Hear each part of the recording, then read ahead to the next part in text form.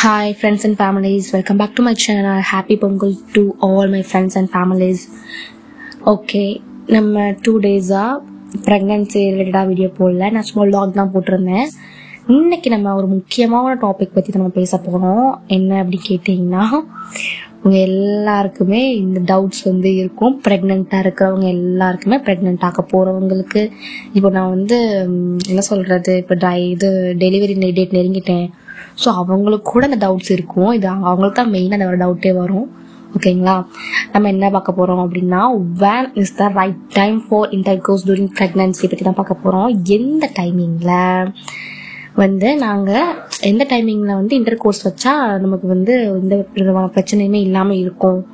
Intercourse means எல்லாருக்குமே தெரிஞ்சது தான். உடலுறவு நம்ம ப்ரெக்னெண்ட்டாக இருக்கும் போது எந்த பீரியட் டைமிங்கில் நம்ம வச்சோம் அப்படின்னா எந்த விதமான பிரச்சனையுமே வராது, பேபிக்கும் வராது, அந்த அம்மாவுக்கு ஹெல்த்துக்கு எதுவுமே வராதுன்ற மாதிரி பார்க்க போகிறோம்.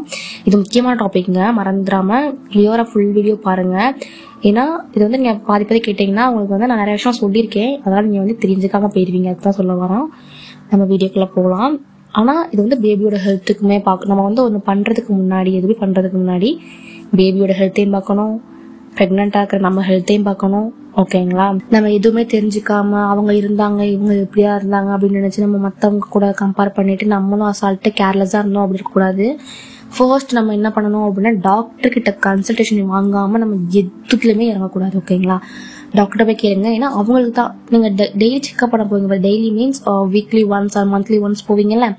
ஸோ அந்த டாக்டர் கிட்ட போயிட்டு நீங்கள் உங்களோட ரிப்போர்ட்ஸ் தான் காமிச்சு இப்படிலாம் இருக்குது, நாங்கள் இப்படி இருக்கலாமான்னு சொல்லி நீங்கள் கேட்கலாம். ஓகேங்களா, இது ஒரு விஷயமே கிடையாது. இது ஜென்யூனா எல்லா ஹஸ்பண்ட் அண்ட் ஒய்ஃபுக்குமே வர்ற ஒரு விஷயம்தான், டவுட்ஸ் தான். ஓகேங்களா, நீங்கள் ஓப்பன் டாக்காகவே டாக்டர்கிட்ட கேட்கலாம்.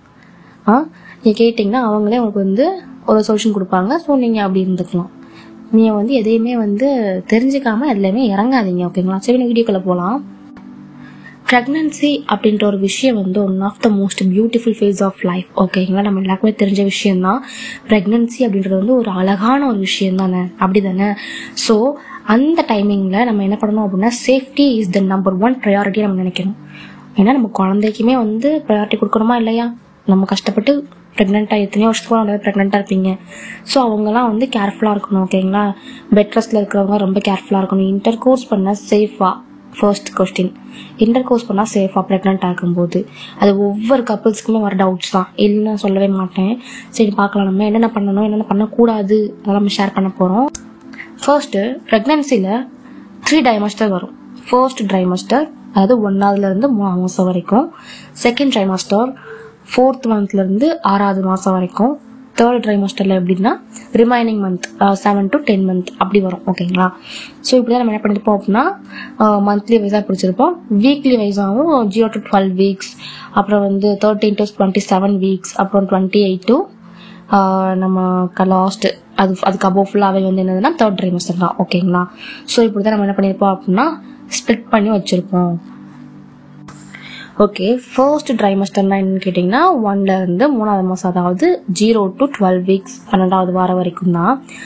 ஸோ இந்த டைமிங்கில் நம்ம இன்டர்கோர்ஸில் இறங்கலாமா, இன்டர்கோர்ஸில் நம்ம ஈடுபடலாமான்னு கேட்டிங்கன்னா அது கண்டிப்பாக நம்ம ரிஸ்க்னு சொல்லலாம். ஓகேங்களா, ஏன்னா இந்த ஃபர்ஸ்ட் 3 மந்த்தில் தான் குழந்தையோட ஆர்கான்ஸ் தான் என்ன ஆகும் அப்படின்னா டெவலப் ஆகிற ஸ்டேஜ், அப்போதான் உருவாகிற ஸ்டேஜ் கூட சொல்லலாம் நம்ம ஃபர்ஸ்ட் ட்ரைமஸ்டரில்.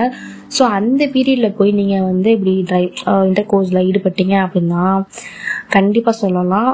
ஏன்னா அப்போது ரொம்ப ஸ்ட்ரெஸ் ஆகவோ ரொம்ப ரஃப்பான மூமெண்ட்ஸில் நீங்கள் இருந்தாலோ கண்டிப்பாக ரொம்ப ஹெவி ரிஸ்க்குன்னு சொல்லலாம். ஓகேங்களா, ஏன்னா நம்மளுடைய யூட்ரஸ் அந்த ப்ரெக்னென்ட் லேடியோட யூட்ரஸ் ரொம்பவே சென்சிட்டிவாக இருக்கும். ரொம்பவே இது லைட்டாக நம்ம இப்போ சொல்லுவாங்கல்ல, ஃபர்ஸ்ட் 3 மந்த் நீ ரெஸ்ட் தான் இருக்கணும்னு சொல்லுவாங்கல்ல.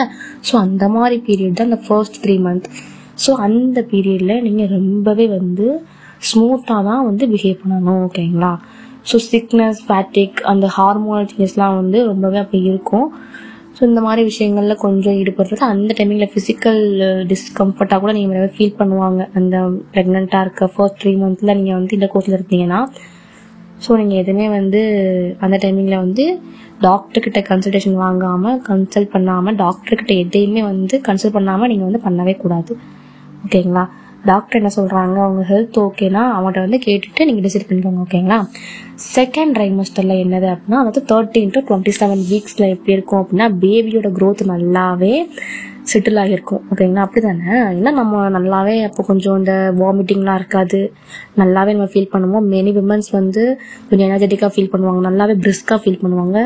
இந்த ஃபேஸில் வந்து நிறைய பேர் ஹனிமூன் பீரியட் கூட நல்லா என்ன பண்ணுவாங்க அப்படின்னா போவாங்க. அதாவது ஃபர்ஸ்ட் 3 months நம்ம ரெஸ்ட் எடுத்துருப்போம். அந்த இடையில உள்ள 4 monthsலேருந்து ஒரு 7 month வரைக்கும் என்ன பண்ணுவாங்க அப்படின்னா நல்லா சுற்றுவாங்க, எல்லாம் பண்ணுவாங்க. பிகாஸ் அந்த ஃபர்ஸ்ட் 3 months லாஸ்ட் 3 monthல வந்து ஃபர்ஸ்ட் 3 months ரெஸ்ட் எடுக்கணும், லாஸ்ட் 3 month வந்து டெலிவரி எப்படி ஆகும்னு சொல்ல முடியாது. ஸோ அதனால அந்த சென்டரில் உள்ள பீரியட் தான் செகண்ட் ட்ரைமஸ்டர். ஸோ அப்போ என்ன பண்ணுவாங்க அப்படின்னா எல்லாரும் கொஞ்சம் நல்லாவே ஹெல்த்தியாக இருப்பாங்க, எனர்ஜெட்டிக்காக இருப்பாங்க, கொஞ்சம் பயம் இல்லாமல் இருப்பாங்க. ஸோ உங்கள் பாடி ரொம்ப கம்ஃபர்ட்டாக இருந்தால் தான் நீங்கள் வந்து இன்டிமேட் இந்த டைமிங்கில் உங்கள் பாடி கொஞ்சம் கம்ஃபர்ட்டாக ஃபீல் பண்ணுது, கம்ஃபர்ட்டாக இருக்குன்னா இன்டிமேட் ஆகுங்க. ரொம்ப மியூச்சுவல் கன்சென்ட் முக்கியம். அண்ட் பேபியோட சேஃப்டி கூட ரொம்ப ப்ரையாரிட்டி கொடுக்கணும். ஓகேங்களா. பேபிக்கு சேஃப்டியாக நீங்கள் என்ன பண்ணணும் அப்படின்னா கம்ஃபர்டபுளான ஒரு பொசிஷனில் வந்து நீங்கள் வந்து இந்த இன்டர்கோர்ஸில் ஈடுபடுங்க. ஓகேங்களா. நீங்கள் வந்து ரொம்ப ப்ரெஷராக ரொம்ப அப்டுமன் வந்து அந்த எஸ்பெஷலி அந்த ப்ரெக்னென்ட் லேடியோட அப்டுமன் வந்து ரொம்ப ப்ரெஷர் ஆகுற மாதிரி நீங்கள் வந்து பண்ணவே கூடாது, அவாய்ட் பண்ணணும். அந்த மாதிரி விஷயங்கள்லாம் உங்களுக்கே தெரியும். பேபிக்கு எந்த விதமான அஃபெக்ட்டுமே இல்லாத அளவுக்கு நீங்கள் வந்து இந்த மாதிரி விஷயத்தில் வந்து இறங்கலாம். ஓகேங்களா. டாக்டர்கிட்டையுமே கேட்டுக்கோங்க எந்த பொசிஷனில் வந்து நம்ம வந்து இந்த மாதிரி விஷயங்கள் வந்து இன்டர்கோர்ஸ் ஈடுபட்டோம் அப்படின்னா நம்ம பேபிக்கு வந்து பிரச்சனை இல்லாமல் இருக்குன்ற மாதிரி டாக்டர்ஸ்லாம் வந்து கொடுப்பாங்க, பொசிஷன்ஸ்லாம் இருக்குது. ஸோ அதை வந்து நீங்கள் எடுத்துக்கலாம். நெக்ஸ்ட் என்னது அப்படின்னா தேர்ட் ட்ரைமஸ்டர், அதாவது 28 weeks அண்ட் அபோவ். ஓகேங்களா. தேர்ட் ட்ரைமஸ்டரில் பேபியோட சைஸ் அண்ட் வெயிட் எல்லாமே ரொம்ப அதிகமாக இருக்கும். யூட்ரஸ் கொஞ்சம் பெருசாக இந்த டைமிங்கில் வந்து ஸ்டார்ட் ஆவாங்க. பெல்விக் ரீஜியன்லாம் வந்து ப்ரெஷர் அதிகம். பட் நிறைய பேர் என்ன பண்ணுவாங்க அப்படின்னா இந்த பீரியடில் வந்து இன்டர்கோர்ஸில் ரொம்பவே ஈடுபடுவாங்க. பிகாஸ் நிறைய பேருக்கு வந்து நார்மல் டெலிவரி ஆகிறதுக்காக வேண்டி ஈஸியான ஒரு விஷயம் கூட நம்ம சொல்லலாம் இந்த இன்டர்கோர்ஸில் ஈடுபடுறது அந்த லாஸ்ட் ட்ரைமஸ்டரில். அப்படி தானே. ஏன்னா என்னோட தெரிஞ்சவங்க நிறைய பேர் என் ஃபேமிலிஸில் நிறைய சொல்ல வரேன் நான். பட் இல்லை, நான் 7 months வந்து என்ன ஆயிடுச்சு அப்படின்னா நான் வளையா போட்டு போயினதுனால நாங்கள் இதுலலாம் இல்லை. பட் நான் வந்து ப்ரெக்னென்ட்டானாலுமே இந்த விஷயத்தில் வந்து நான் ஈடுபடலை. ஆனால் எங்கள் சொந்தக்காரங்க எல்லாருமே என்ன பண்ணியிருக்காங்க அப்படின்னா இருந்திருக்காங்க. ஸோ அவங்களுக்கு ஈஸியாகவே நார்மல் டெலிவரியாகவே ஆயிருக்கு. ஸோ இந்த மாதிரி விஷயங்கள் கூட நீங்கள் வந்து டாக்டர்கிட்ட கேட்டுக்கலாம். ஆனால் மோஸ்ட்லி நிறைய பேர் நான் லாஸ்ட் இந்த 7 months 8 months ரொம்பவே இதாக இருப்பாங்கன்னு கேள்விப்பட்டிருக்கேன். ஸோ அது கூட டாக்டர்கிட்ட கேட்டு நீங்கள் வந்து இந்த அப்டுமன் ரொம்ப ப்ரெஷராகாமல் பார்த்துக்கோங்க. ஸோ ஓகேங்களா. ஸோ அது பண்ணலாம். நெக்ஸ்ட் என்னது அப்படின்னா எமோஷ்னல் பாண்டிங் டியூரிங் ப்ரெக்னன்சி.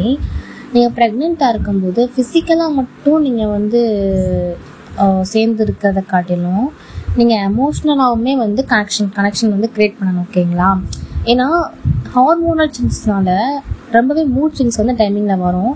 நீங்கள் தான் உங்களை வந்து ரொம்ப வந்து டென்ஷன் ப்ரெஷர் ஆகாமல் சப்போர்ட் பண்ணிக்கணும். உங்களவே நீங்கள் ஓகே நம்ம ரிலாக்ஸ் பண்ணணும் சொல்லி பண்ணிக்கோங்க. ஓகேங்களா. சில பேர்லாம் வந்து அந்த நிறையா விஷயங்கள் உண்மைக்கே சொல்கிறேன், ப்ரெக்னன்சின்னு சொல்லிட்டு நம்ம ஜாலியாக சொல்லியிருக்கோம், வெளியே சொல்லிடுவாங்க. நம்ம ஹஸ்பண்ட் நம்ம வீட்டில் இருக்கிறவங்களாம் ப்ரெக்னெண்ட்டாக இருக்கான்னு முடிச்சுடுவாங்க. பட் அந்த ப்ரெக்னென்ட் லேடி படுற பாடு அப்பாப்பா பயங்கரமான பாடாக இருக்கும். பிகாஸ் அவங்களுக்கு மூட் ஸ்விங்ஸ் வரும், அப்புறம் வந்து வாமிட்டிங், இதெல்லாம் வந்து நம்ம சொல்லிடுவோம். நாங்களும் வாமிட் எடுத்தோம்னு சொல்லுவாங்க எல்லாருமே. ஆனால் அவங்க எடுக்கும்போது அவங்களுக்கு அந்த ஃபீலிங்ஸ்லாம் இருக்க தான் செய்யும், வெளியே சொல்ல மாட்டாங்க. அவ்வளோதான் மேட்டர். இப்போது என்ன சொல்கிறதுனா எல்லாருமே சொல்லுவாங்க நாங்கள் அந்த காலத்தில் அப்படி இல்லாமல் இருந்தோம், நாங்களும் எடுக்க தான் செஞ்சோம் அப்படிம்பாங்க.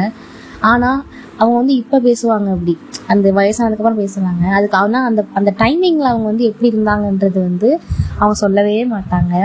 இப்போ நீங்களே எடுத்துக்கோங்களேன், இப்போ நம்மளே இருக்கோம்னா நம்மளே ஒரு ஏஜ்க்கு அப்புறம் வந்து நமக்கு அடுத்து யாராவது ப்ரெக்னெண்ட்டாக இருக்காங்க அப்போ நாங்களாம் தான் இருந்தோம், இதெல்லாம் இவ்வளோலாம் இல்லைப்பா அப்படின்னு சொல்லுவோம். ஸோ அந்த மாதிரி இது வந்து என்ன சொல்கிறது வந்து வாழடி வாழையிட சொல்லுவாங்க பார்த்தீங்களா, வாழடி வாழையாக வருதுன்னு. ஸோ அந்த மாதிரி இதுதான் இது. நம்ம என்னதான் வந்து நம்ம பட்டாலுமே அடுத்து மற்றவங்க பேசும்போது என்ன சொல்லுவோம் அப்படின்னா இதெல்லாம் ஒரு மேட்ரா அப்படின்ற மாதிரி தான் நம்ம எல்லாரும் பேசுவோம்.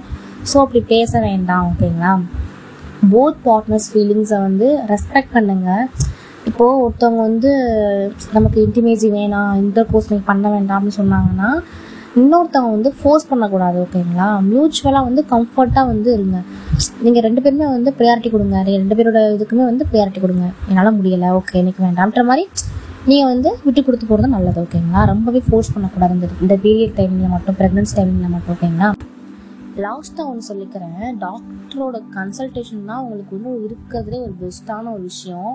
ஏன்னா ஒவ்வொரு ப்ரெக்னென்ட் லேடியுமே ஒவ்வொரு விதமான யூனிக்காக இருப்பாங்க, ஒவ்வொரு விதமே ஒவ்வொரு யூனிக்காக இருப்பீங்க. ஸோ அதனால் உங்களை டாக்டர்கிட்ட நீங்கள் கேட்கணும், இப்போ நாங்கள் இது இன்டர்கோர்ஸ் இருக்குல்ல வந்து சேஃபான எங்கள் பாடிக்கு சேஃபாக அப்படின்னு சொல்லி கேட்கணும். ஓப்பனாக கேளுங்க. எது டவுட்ஸ் இருந்தாலுமே அவங்கள்ட்ட ஆஸ்க் பண்ணுங்கள், கொஷின் கேளுங்க. இப்படி இருக்கலாமா டாக்டர், எனக்கு வந்து இந்த பிரச்சனை இருக்குது, ஸோ இந்த மாதிரி இருக்கலாமா, என் ஹஸ்பண்டை வந்து சொல்லுங்கள் அப்படின்னு ஓப்பனாக அவங்க ஹஸ்பண்டை வந்து டாக்டராகவே ஷேர் பண்ண சொல்லுங்கள். ஓகேங்களா? இதில் பண்ணிங்கன்னா நீங்கள் சேஃப்டியாக ஃபீல் பண்ணால் ஒரு கான்ஃபிடென்ஸ் வந்து உங்களுக்குள்ளே கிடைக்கும். ஓகே நம்ம வந்து இருக்கலாம், ஓகே நம்ம இருக்கக்கூடாது அப்படின்னு சொல்லி உங்களுக்குள்ள ஒரு கான்ஃபிடென்ஸ் கிடைக்கும், சேஃப்டியாகவும் இருந்துக்கலாம். நம்ம இன்னைக்குள்ள வீடியோவில் ப்ரெக்னென்சி டைமில் இன்டர்கோர்ஸ் எப்படி சேஃபாக இருக்குன்னு உங்களுக்கு எல்லாருக்கும் நல்லா கிளியராக தெரிஞ்சிருக்கும்னு நான் நினைக்கிறேன். ஒவ்வொரு டைமிங்கில் ஒவ்வொரு பீரியடில் என்ன பண்ணணும், ஒவ்வொரு பீரியடில் என்ன பண்ணக்கூடாது, அவாய்ட் பண்ணணும், அதை பற்றி நம்ம டீட்டெயிலாக பேசியிருக்கோம். வீடியோ பிடிச்சிருந்தா லைக் பண்ணுங்கள், ஃப்ரெண்ட்ஸ் அண்ட் ஃபேமிலி மெம்பர்ஸ்க்கு ஷேர் பண்ணுங்கள். ஓகேங்களா? மறக்காமல் சப்ஸ்கிரைப் பண்ணுங்கள். நிறைய பேர் சப்ஸ்கிரைப் பண்ணாமல் பார்த்துக்கிட்டு இருக்கீங்க, சப்ஸ்கிரைப் பண்ணுங்கள். அப்போ தான் நெக்ஸ்ட் வீடியோலாம் உங்களுக்கு நிறையா வந்து யூஸ்ஃபுல்லான வீடியோ நான் கொடுப்பேன். ஸோ த ரெக்கமெண்டேஷன் தான். ஓகேங்களா? இன்ட்ரெஸ்டிங் டாபிக்ஸ் டிஸ்கஸ் பண்ணுவோம் நெக்ஸ்ட்லாம். ஓகேங்களா? டில் தென் அண்ட் தென் அப்புறம் ஷேர் பண்ண நினச்சேன். இந்த நிறைய பேர் வந்து டவுட்ஸ் கேட்டிருந்தீங்க, அப்படி தானே டவுட்ஸ்லாம் கேட்டீங்க, கமெண்ட்ஸில் கேட்டிருந்தீங்க பர்சனலாக டவுட்ஸ் கேட்கணும்னு சொல்லி. ஸோ அவங்களுக்காக டிஸ்கிரிப்ஷனில் நான் கொடுத்துருக்கேன், அந்த லிங்கை கிளிக் பண்ணி நீங்கள் டவுட்ஸ் கேட்கலாம். அதாவது இன்ஸ்டாகிராம் பேஜோட லிங்க் கொடுத்துருக்கேன், டெலிகிராம் லிங்க் கொடுத்துருக்கேன், இமெயில் கொடுத்துருக்கேன். ஸோ நீங்கள் இதில் வேணாலுமே நீங்கள் டவுட்ஸ் கேட்கலாம். பாய் பாய்.